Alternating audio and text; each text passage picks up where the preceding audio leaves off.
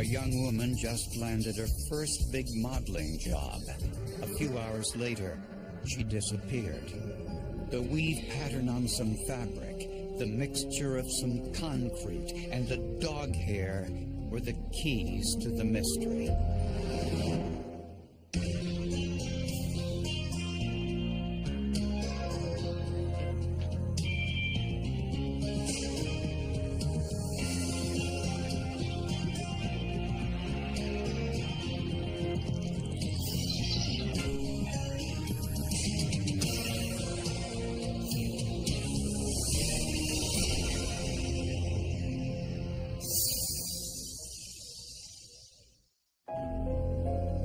It was a Friday night in central Illinois, around 10 p.m. A motorist saw an abandoned car along the side of the road. The driver's side door was open, the lights were still on, the engine was running, but there was no one inside. A purse was inside the car. The inside of the vehicle was a little bit disheveled. It appeared to be a little bit suspicious. There was no identification in the purse. The car's license plate number was registered to David Swan, a 34-year-old employee of the local newspaper. When police called Swan, he said his girlfriend, Karen Slover, had borrowed his car that night to pick up her 3-year-old son, Christopher, who had spent the day with his grandparents. But the car was nowhere near the grandparents' home. It was 40 miles away, facing in a different direction. At that point, she's just missing. You know, at that point, we're not sure if it's a kidnap. You assume it's a kidnapping, hijacking on highway. Investigators asked family and friends if Karen might simply have run away. Everyone said it was impossible. Friends said Karen had just gotten her first professional modeling job and was excited about it. She was an aspiring model, and she had received a phone call from Paris International indicating that they were going to possibly offer her some work out of state. She was very excited about the modeling job. She was flitting around the office with a big smile on her face and pretty much letting everyone know that she was excited about it. 2 days passed. Still, there was no sign of her. Then, 40 miles away, some boaters on Lake Shelbyville noticed something. They thought it was some garbage, a garbage bag that had floated up to the shoreline. First thing I thought of when I saw that was, oh, this is going to be bad.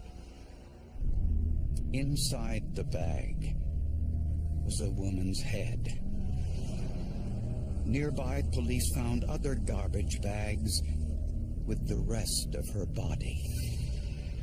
I realized that there was a missing person from the Friday night before, a female, in a neighboring county, and the thought flashed through my mind that this probably is that missing female from the neighboring county. Dental records confirmed that the body was Karen Slover. She was just 23 years old. She liked everybody. Everybody liked her. Who could do such a bizarre thing? You don't think about that happening to you until it does. The bags were sealed with duct tape. Inside were chunks of cement and cinders, consistent with the material found on the floor of the car Karen was driving.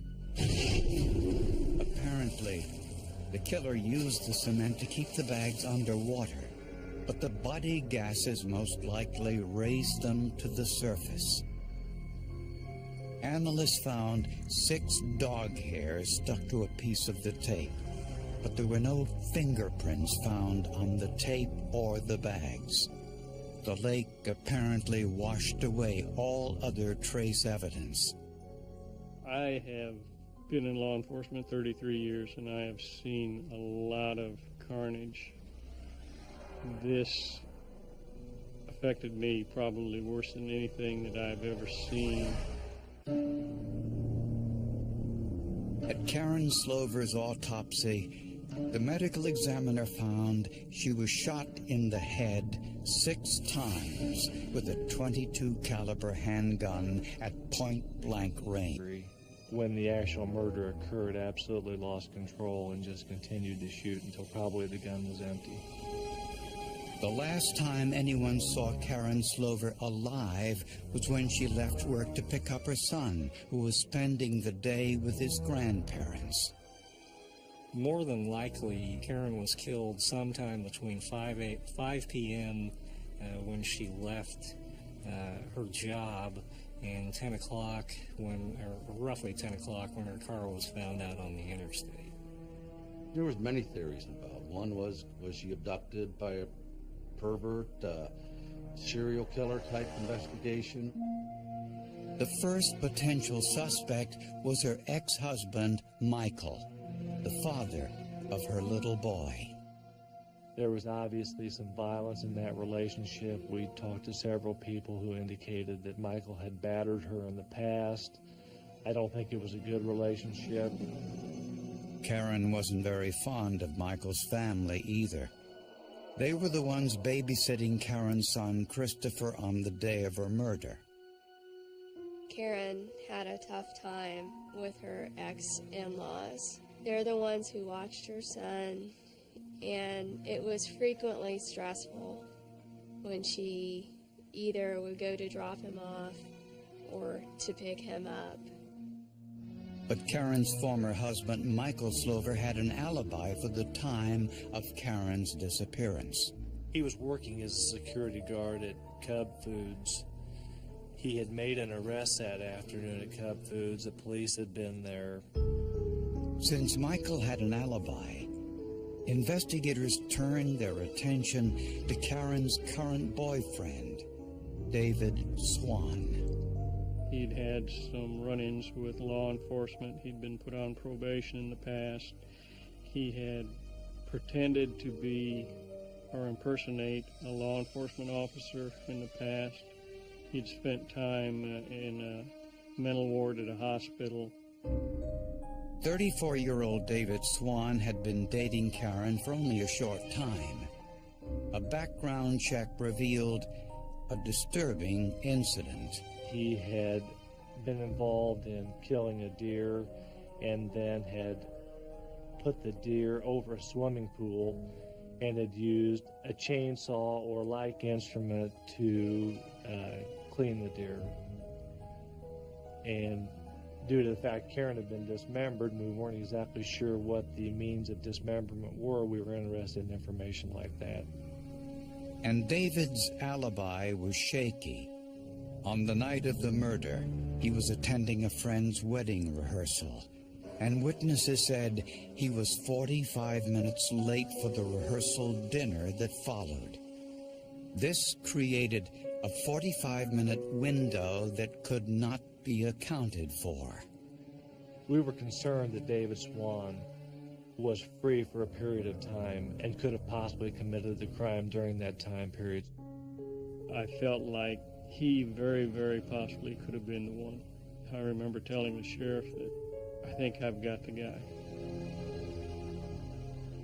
Karen told friends she dreamt of moving to Georgia to pursue her modeling career. Was it possible that David grew angry over her plans to leave? Investigators brought in a profiler to study David's past. The FBI profiler indicated that David did match the profile of the type of person that could be responsible for this type of crime. But investigators had no hard evidence against him, and without it, they couldn't obtain a search warrant. Despite repeated interrogations, he denied having anything to do with Karen's murder. If David Swan was the killer, he might have committed the perfect crime.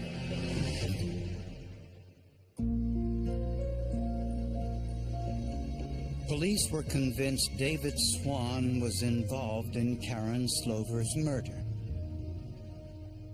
He had an alibi for the night of her murder, except for a 45-minute period he said he was running some errands. But no one could corroborate that.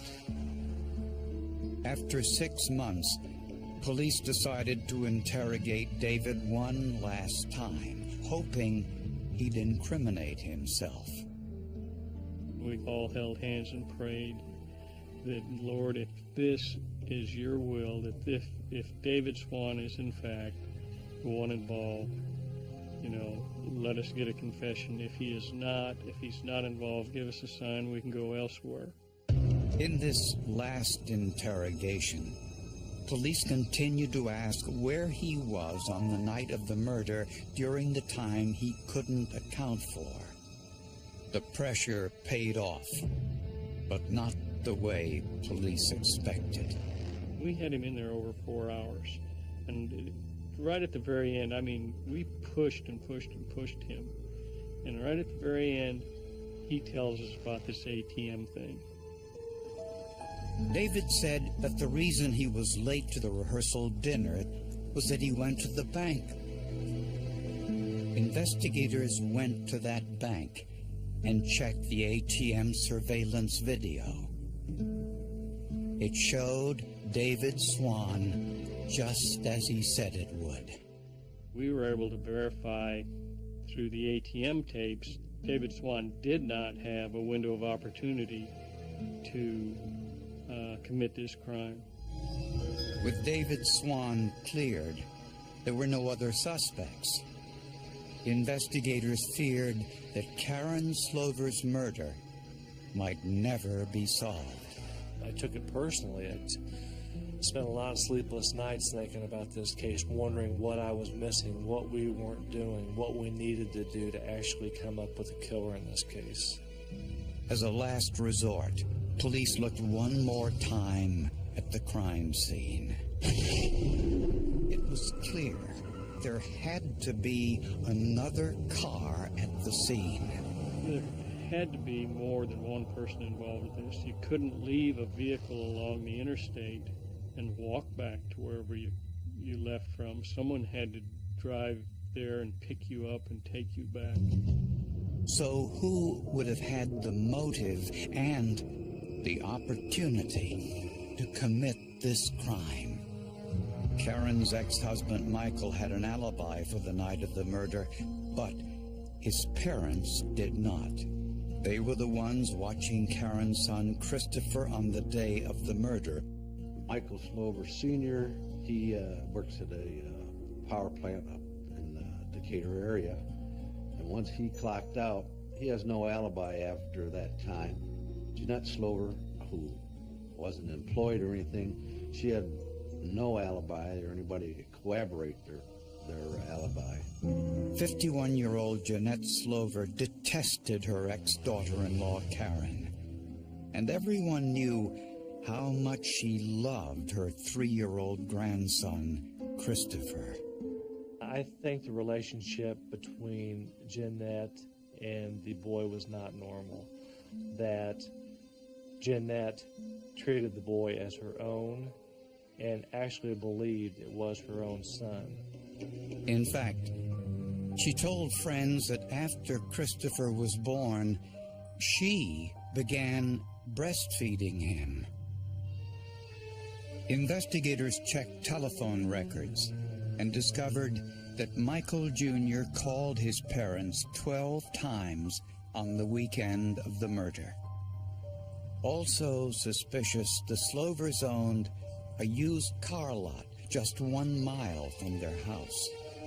The lot, patrolled by 2 junkyard dogs, was always dirty and in disrepair. Just after Karen disappeared, neighbors said the lot got a makeover. Michael Jr. and Michael Sr. were seen by the neighbors out at Miracle Motors out cleaning up the lot, cutting brush, cutting weeds, burning items, and the neighbors told us that this place was a junk heap. They'd never been out there to clean it up. Was it possible they were trying to remove something connected to Karen's murder? To find out, investigators contacted Richard Monroe, a well-known forensic geologist. Concrete and cinders were found with Karen's body. Could he tell if they came from the Slovers' car lot? Both samples were placed in a scanning electron microscope and hit with high-energy radiation. In a vacuum in the SEM, the darkness that's in the little chamber, there is no light source. The only light that puts in is the X-rays. This enables the images of the samples to be magnified up to 5,000 times their actual size. Visually, the samples looked similar. Monroe then ground the samples into a powder and bombarded it with X-rays to identify the chemical makeup of the samples. Monroe concluded that the material found in the bag with Karen's body and the material from the car lot were similar enough to raise suspicions. It wasn't a direct physical match where it was exactly from a certain piece, but all the elements fit together to say you have a high level of consistency. But investigators needed more than that, and to get it, they turned to an unlikely source, the United States Army. More than 2 years after Karen Slover's murder, investigators now suspected that her ex-in-laws were involved. The motive? Karen's former mother-in-law, Jeanette, wanted sole custody of her 3-year-old grandson. I think Jeanette Slover is filled with rage. I think that the relationship between Jeanette and Karen was not good. I think that Jeanette felt like the boy was her own, that Karen was a threat to take the boy from her, and she had to eliminate the threat. Investigators found no forensic evidence inside the Slovers' house, but concrete from their used car lot was consistent with concrete found in the garbage bags with Karen's body. Investigators wanted more proof and went to unusual lengths to get it. They called in the Army to help them remove all the topsoil from the Slovers' 5,000 square foot car lot. During a late winter snowstorm, 60 5-gallon buckets were filled with material. For 6 painstaking months, teams of investigators sifted through the debris. Finally, they found a potential clue, a button that read, "Authentic Paris Sports Club." The jeans Karen was found in had the exact same buttons. I get goosebumps thinking about it right now. I'm not kidding you. I've got goosebumps. It was so exciting. Because we had worked so long and so hard on this and really had not come up with anything. That was the first piece of evidence we felt like we had that was going to lead us to the direction of the killers.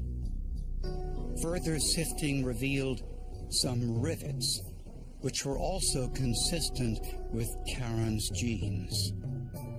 Then, investigators found a different type of button. It was cloth-covered plastic, the type used on shirts and blouses.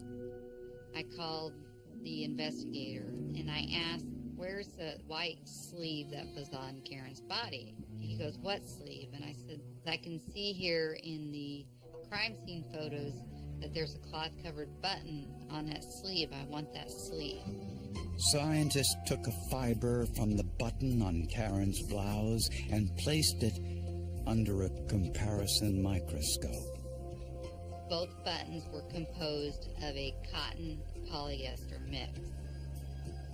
The next thing was to identify the weave patterns on both buttons.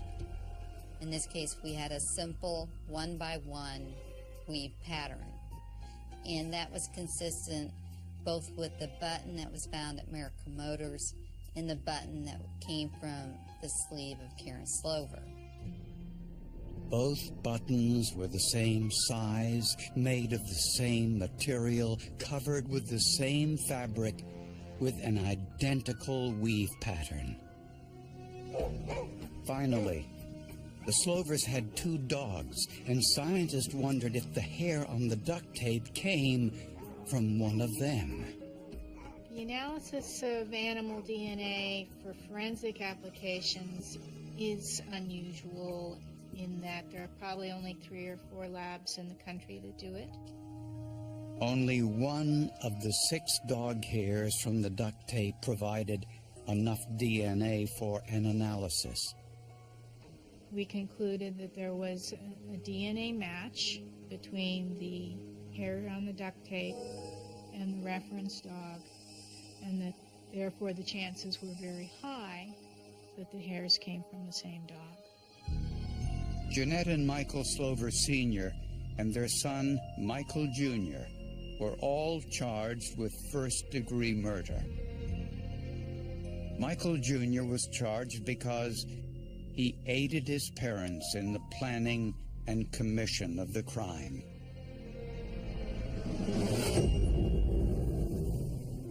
The motive: the Slovers were afraid Karen would move out of state, depriving them of time with Christopher. Based on the forensic evidence, prosecutors believe Karen went to the Slovers' car lot to pick up her son.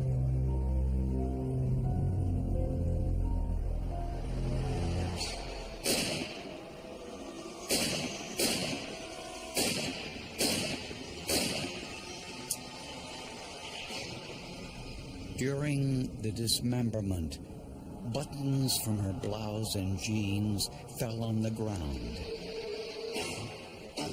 and they used cement and cinders from their lot to give weight to the plastic bags containing Karen's body. Some of the dog hair stuck to the tape they used to close the garbage bags, and its DNA matched the Slover's dog.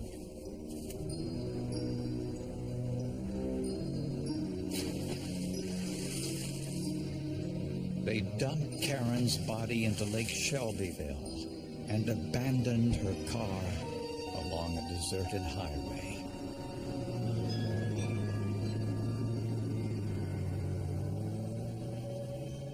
But the forensic evidence linked the Slovers to the murder in every imaginable way. Obviously, this was a highly circumstantial case, but the forensic evidence we had was pretty clear-cut. Although Michael Jr. was working at the time of the murder, he called his parents 12 times that weekend and helped clean up the crime scene afterwards. Prosecutors were convinced he was actively involved in planning the murder and cover-up. The 3 Slovers were all convicted of first-degree murder and sentenced to 60 years in prison. We were delighted that it was finally over. And the fact that all 3 of them were found guilty was even a major blessing, because we felt all 3 of them were involved. I think the Lord had some intervention in this and put us down the right path. So that's just my little evangelizing to you for what it's worth.